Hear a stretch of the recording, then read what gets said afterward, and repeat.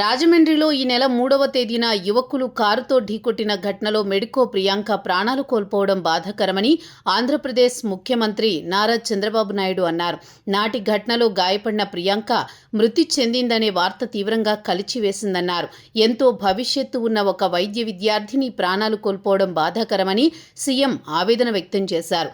ఆసుపత్రిలో చికిత్స పొందుతూ ప్రియాంక ప్రాణాలు కోల్పోయిన ఘటనపై జిల్లా అధికారులతో గతంలోనే ఓసారి జిల్లా అధికారులతో సమీక్షించిన ముఖ్యమంత్రి ఆదివారం నిర్వహించిన టెలికాన్ఫరెన్స్లో మరోసారి మాట్లాడారు. ప్రియాంక మృతికి కారణమైన నిందితులు ఇప్పటికే అరెస్టై జైల్లో ఉన్నారని ఎస్పీ వివరించగా, నిర్లక్ష్యంతో నిండు ప్రాణం తీసిన వారిపై కఠిన సెక్షన్లతో శిక్షలు పడేలా చూడాలని సీఎం ఆదేశించారు. ప్రియాంకకు ప్రమాదం జరిగిన అనంతరం రాజమండ్రిలో చికిత్స అందించడం, తర్వాత కుటుంబ సభ్యులు ఆమెను మెరుగైన వైద్యం కోసం హైదరాబాద్ తరలించిన విషయాన్ని అధికారులు వివరించారు. బాధిత కుటుంబానికి 20 లక్షల ఆర్థిక సాయం అందించాలని సీఎం అధికారులను ఆదేశించారు. అదేవిధంగా బాధిత కుటుంబానికి ఇతరత్రా అన్ని విధాలుగా మద్దతుగా ఉంటామని ముఖ్యమంత్రి స్పష్టం చేశారు.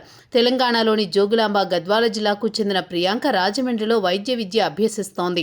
ఆగస్టు 3న స్నేహితుడితో కలిసి సినిమా చూసేందుకు వెళ్లి వస్తున్న సమయంలో ఆమెకు మద్యం మత్తులో ఉన్న దుష్యంత్, ఆండ్రూ విలియం అనే ఇద్దరితో వాగ్వాదం జరిగింది.